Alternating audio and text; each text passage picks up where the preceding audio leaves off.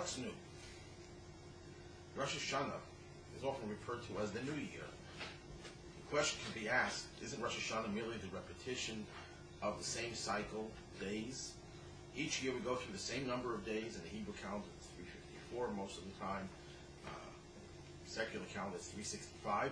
And Rosh Hashanah this year will begin cycle number 5,768.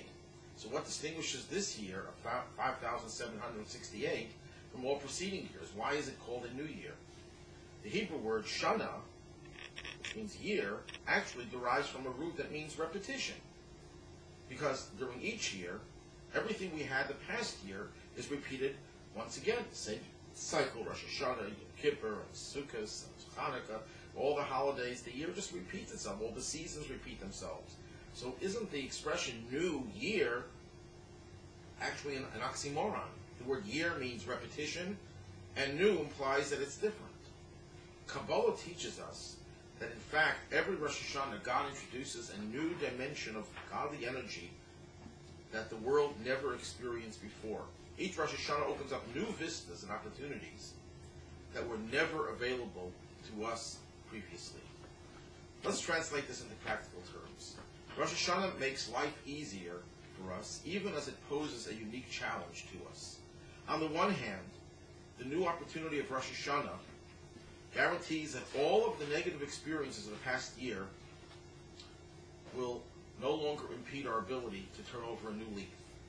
It's a new year. Don't worry about the past experiences. Don't worry about the past impediments. We are starting a new year with new energy.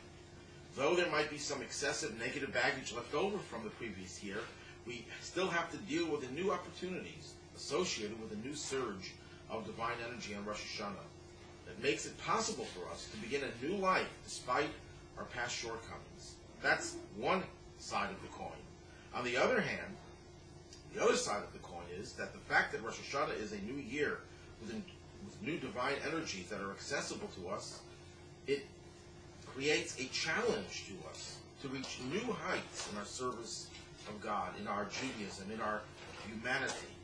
What was sufficient and acceptable last year and was commendable is no longer sufficient in this new year. It is told that the fifth Lubavitcher Rebbe, the fifth leader of the Chabad movement, Rabbi Shana Tova, would undertake to observe an additional custom or in some way improve the way he fulfilled the commandments, the mitzvot that he practiced the year before, obviously with great excellence and beauty, but nevertheless he tried to find some nuance that he could improve on that was consistent with the fact that we're entering into a new year.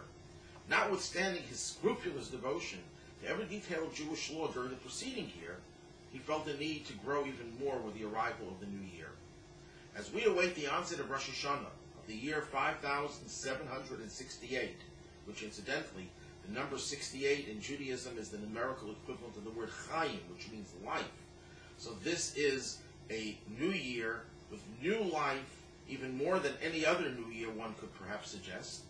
And the world will experience the departure of the life force that characterized the spiritual thrust of this past year, 5,767, and it will introduce a new, unprecedented life force of the next year. It is an opportune time for us to reflect on the unique circumstances in which we find ourselves. We are now on the crossroads.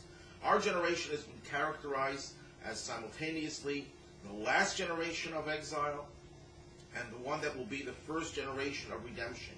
We have witnessed some of the darkest moments in all of our history and in the world's history, and at the same time we have seen the greatest achievements in all areas of goodness, of peace, of health, and the betterment of our lives. All of this we saw coexisting in the last century.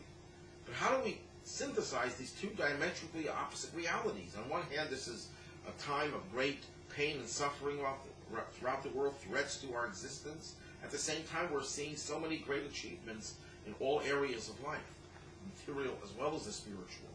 Rosh Hashanah teaches us that our past shortcomings and all the negativity of the past do not have to be totally absolved before we can graduate to the next level.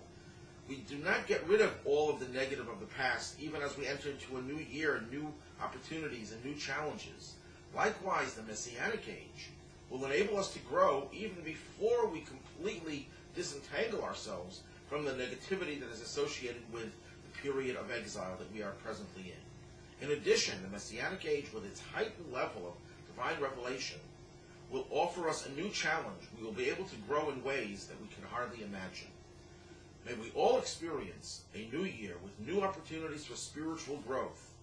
And may we all merit the imminent revelation of Mashiach, who will lead us into a world of new blessings and new opportunities.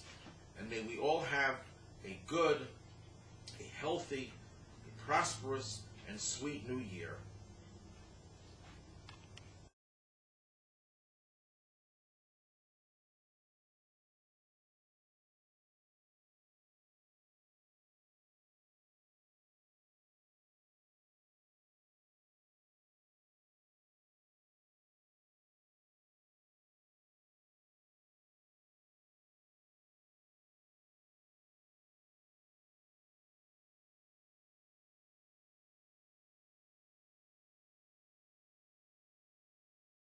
I wanted to wish everybody a Shana Tova, a good last year in every respect, and hope to see you all very soon.